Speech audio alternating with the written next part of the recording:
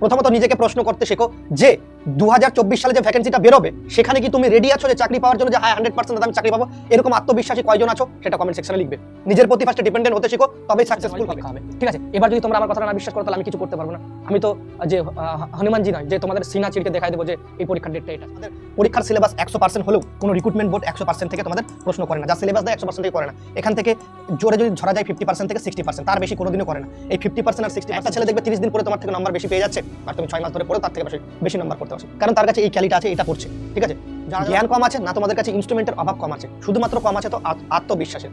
মাথায় রাখবে এখন তোমাদের যে বয়সটা রয়েছে এই বয়সে বাবা মা তোমাকে খাওয়াচ্ছে, কিন্তু একটা সময় আসবে যখন বাবা মা তোমার কাছে সাহারা চাইবে। সেই সময়টার জন্য তুমি কি প্রস্তুত আছো? নিজেকে প্রশ্ন করো আয়নার সামনে গিয়ে। আর সেই সময়টাতে ইনকাম করে বাবা মায়ের হাতে তুলে দিতে পারবে তো? দ্বিতীয় নম্বর প্রশ্ন করো সেই সময়টাতে। জয় বন্ধুরা, তোমরা দেখছো তোমাদের প্রিয় ইউটিউব চ্যানেল মা অনলাইন পয়েন্ট। দেখো আজকের ভিডিওটা খুব গুরুত্বপূর্ণ, তোমরা ভিডিওর থাম্বনেল দেখে নিয়েছো, তো আশা করি তোমরা বুঝতে পারছো তোমাদের WB কনস্টেবল, কলকাতা পুলিশ কনস্টেবলের ফর্ম ফিল আপ কবে থেকে শুরু হবে, কি কি নিয়োগ প্রক্রিয়াতে প্রসেস থাকছে, সম্পূর্ণ ডিটেলসে আলোচনা করব।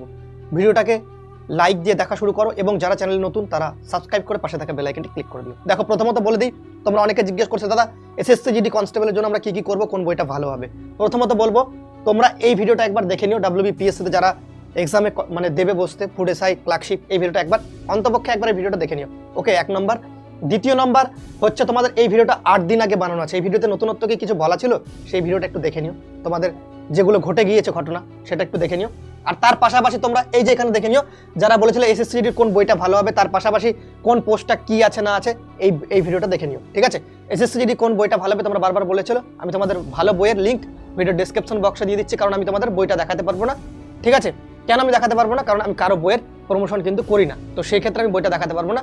খুব ভালোই লেগেছে বইটা আমার পার্সোনালি, তো সেক্ষেত্রে তোমরা ডিসক্রিপশন বক্সে চেক করে নাও, যারা SSC কনস্টেবল GD দেবে তারা সেই বইটা সংগ্রহ করে নাও, খুব কম দাম আছে বইটার। এবং যেটা সব থেকে অ্যামাজন, ফ্লিপকার্ট আর একটা ওয়েবসাইটে আছে, 3টা ওয়েবসাইটে বইটা অ্যাভেলেবেল দেখলাম বর্তমানে রয়েছে, যেটাতে কম রয়েছে সেইটার আমি লিঙ্কগুলো দিয়ে দিচ্ছি, সেখান থেকে তোমরা নিয়ে নিতে পারো। দেখো এবার মুর্দা টপিক হচ্ছে তোমাদের যে পুলিশের অফিসিয়াল ওয়েবসাইটে কোনো রকম ভ্যাকেন্সির আপডেট নেই, তবে ভ্যাকেন্সি 12,000 3,500 কি করে বলছো রিজুদা, তাই তো ভিডিওটা এখান থেকে। তারপর যে বলবে দাদা এখানে তো ভ্যাকেন্সির আপডেটই নেই কোনো কিছু, কি করে বলছো? তোমাদের ফার্স্টে বলে দিই যে টেক্সট বুক সুপার কোচিং বলে আমাদের একটা চ্যানেল রয়েছে, সেখানে তোমরা প্রতিনিয়ত ফ্রি অফ কস্টে কন্টেন্টগুলো দেখতে পারো। আজকে শনিবার রাত্রি 8টায় আমার একটা ম্যারাথন ক্লাস রয়েছে জিকে, সেই ক্লাসটা অবশ্যই একবার দেখে নিও। যদি ভালো লাগে, তোমার যদি মনে হয় না যে রেজুদা ঠিকঠাক আমাদের গাইড করতে পারবে, দেন ক্লাসগুলো প্রতিনিয়ত করো, কথা দিচ্ছি জীবনটা পাল্টে যাবে 1 নম্বর। ঠিক আছে, তো তোমরা এখানে দেখবে যে তোমাদের বেশি কিছু দেখতে হবে না। ঠিক আছে, text book super coaching Bangla চ্যানেলটা তুমি সাবস্ক্রাইব করো, তোমার ভালো লাগলে সাবস্ক্রাইব করো, না লাগলে তোমরা একটু জাস্ট দেখো এই যে ভিডিওটা, এই ভিডিওর নিচে অনেকে কিন্তু অনেক কিছু বলেছিল, তারা আমি তোমাদের দেখিয়ে দিই, লাইভ সেকশনটাতে যাই। ঠিক আছে, এখানে যাই আমরা দেখতে পাবে। দেখো আমরা WB কনস্টেবলের নতুন ভ্যাকেন্সি নিয়ে এই যে দেখবে 26,000 ভিউ আছে। ঠিক আছে, 3 দিন আগে 26,000 ভিউ, আর তোমাদের ডেপুটেশন কবে হয়েছে? কালকে হয়েছে। সব থেকে বড় কথা এটা না যেখানে আমি সত্যতা প্রমাণ করছি বা আমি নিজে বীরত্ব প্রমাণ করছি, না এটা না, আমি চাই আমার ভাই বোনেরা সিলেক্টেড হোক, বাস এটুকু, যেখান থেকেই হোক সিলেক্টেড হোক, যেন ব্যর্থতার সম্মুখীন প্রতি বছর, নতুন বছর 2024 সাল তোমাদের যেন খুব ভালো কাটুক এবং তোমাদের জীবনের স্বপ্নগুলো সব পূরণ হোক, সেই জন্য আমি বলছি। ঠিক আছে, আমি চাই না যে তোমাদের ব্যর্থতার সম্মুখীন আবারও হতে হয়। তো এই ভিডিওটা দেখে নিও রিজুদা তোমাদের কতটা সত্যতা দিয়ে এখানে ভিডিওতে বলেছিল, সেটার প্রমাণিত আশা করি কালকে পেয়ে গেছো। ভিডিওটা 4 দিন আগে বানানো আছে, বাট কালকে তোমাদের আমি যেগুলো বলেছিলাম সেগুলোই বলা হয়েছে। আমি ভিডিওতে বলছি একটু ওয়েট করে যাও। প্রথমত নিজেকে প্রশ্ন করতে শেখো যে 2024 সালে যে ভ্যাকেন্সিটা বেরোবে সেখানে কি তুমি রেডি আছো যে চাকরি পাওয়ার জন্য, যে হ্যাঁ 100% দাদা আমি চাকরি পাবো, এরকম আত্মবিশ্বাসী কয়জন আছো সেটা কমেন্ট সেকশনে লিখবে। নিজের প্রতি ফার্স্টে ডিপেন্ডেন্ট হতে শিখো, তবেই সাকসেসফুল হবে। তুমি এর কোর্স কিনো, ওর কোর্স কিনো, তোমাকে কেউ কিচ্ছু তোমাকে বাঁচাতে পারবে না। যতদিন না নিজের প্রতি ডিপেন্ডেন্ট হতে পারবে তোমাকে কেউ বাঁচাতে পারবে না, স্বয়ং ভগবান বাঁচাতে পারবে না। কারণ যে মানুষের বাঁচার ইচ্ছা থাকে তাকেই ভগবান বাঁচিয়ে রাখে। ঠিক আছে, যার বাঁচার ইচ্ছাটাই নেই তাকে কিভাবে বাঁচাবে? তুমি বুঝতেই পারছো ব্যাপারটা কি বলতে চাইছি। আর দ্বিতীয় নম্বর একটা কথা, যে কে কতবার এক্সামে ব্যর্থতার সম্মুখীন হয়েছে কমেন্ট সেকশন খোলা আছে, যদি তোমাদের মধ্যে বুকে সৎ সাহস থাকে লেখার তো অবশ্যই লিখবে। ব্যর্থতার সম্মুখীন অনেকে হয়েছে, তোমরা লিখে দিও। যাদের কাছে আমি বলে দিই, যারা বারবার জীবনে ব্যর্থ হচ্ছ, যাদের কাছে কোনো জায়গা নেই, সেই সমস্ত ছাত্রকে আমি চাই রিজুদা টেক্সট বুক সুপার কোচিংয়ে বাংলায় চাই, আমি দেখে নেবো তোমাদের ভাই, তোমরা চলে আসো বাস। ঠিক আছে, তোমাদের অলরেডি যারা ভাবছো যে আমরা কি করবো, কলকাতা পুলিশের প্রমাণ সহকারে প্রুফ দেখিয়ে দিয়েছি। ঠিক আছে, WBCS পড়াই না, তাও WBCS same to same option দেখিয়েও প্রুফ দেখিয়ে দিয়েছি, তোমরা যদি দেখো তাহলে এখানে দেখতে পাবে। ঠিক আছে, দাঁড়াও আমি তোমাদের বলে দিই, এখানে তোমরা দেখতে পাবে এই যে এই ভিডিওতে যদি আসো এখানে দেখতে পাবে, দেখো বঙ্গভঙ্গের পর বেসিক্যালি এই প্রশ্নটা মানলাম যে তোমাদের কথা অনুযায়ী ইজি আছে, ঠিক আছে, কিন্তু দেখতে পাচ্ছ এখানে দেখো পূর্ব বাংলা, পশ্চিম বাংলা, আসাম, উত্তর বাংলা, 4টা অপশন দেওয়া আছে না।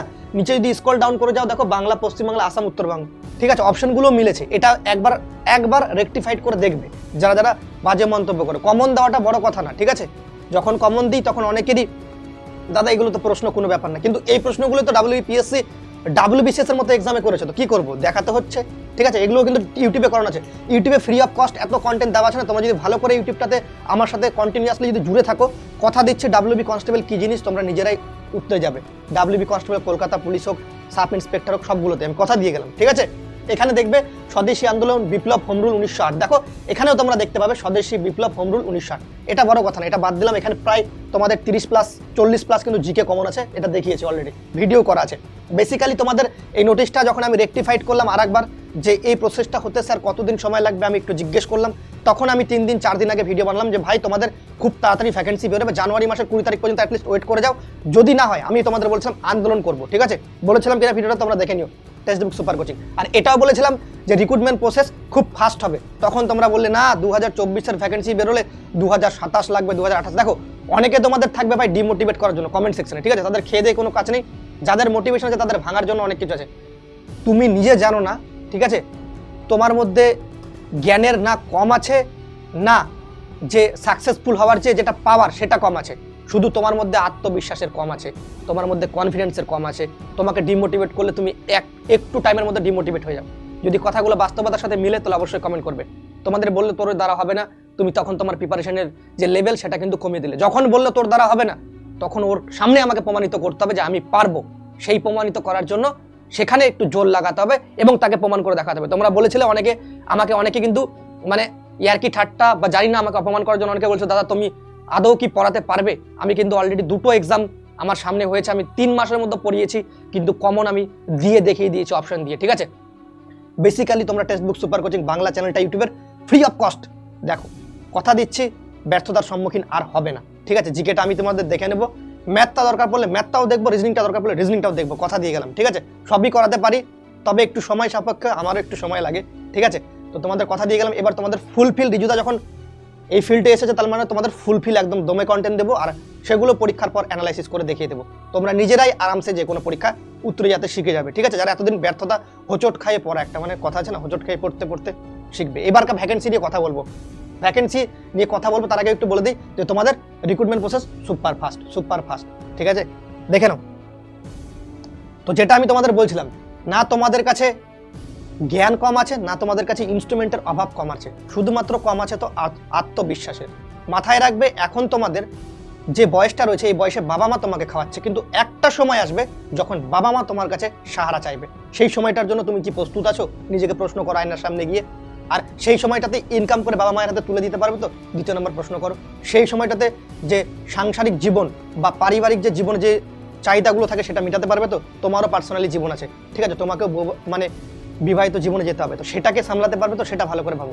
তো এই সময়টা 2024টা তোমার জীবনের লাস্ট রিক্রুটমেন্ট ভেবে চলো, কারণ যেদিনই ভাববে এটা আমার জীবনের লাস্ট রিক্রুটমেন্ট, সেদিন দেখবে জোশ আসবে। আজকে তারা বুঝতে পারছে, যাদের বয়স আজকে অতিক্রম হয়ে গেছে, পুলিশের ভ্যাকেন্সিতে বসতে পারছে না, তারা আজকের এই দিনগুলো কথা বুঝতে পারছে এবং তাদের মর্মটা কতটা দুঃখজনক সেটা তোমরা তাদের কাছে জিজ্ঞেস করে নিও। বেসিক্যালি সব থেকে দুঃখের যেটা জিনিস, তোমাদের বয়স কিন্তু এখানে কিন্তু তোমাদের বয়সটা থাকছে 01/01/2024 সাল। আর এইটুকু তোমাদের বলে দেবো আমি 2 দিনের মধ্যে ভিডিও করে, কেন তোমাদের সেকেন্ড লিস্ট প্রকাশিত হয় না, কি কারণে তোমাদের কথা সরকার শোনে না। যতটুকু আমি জানি আমার ব্যক্তিগত মতামত দিয়ে তোমাদের সাথে একটা জিনিস শেয়ার করব।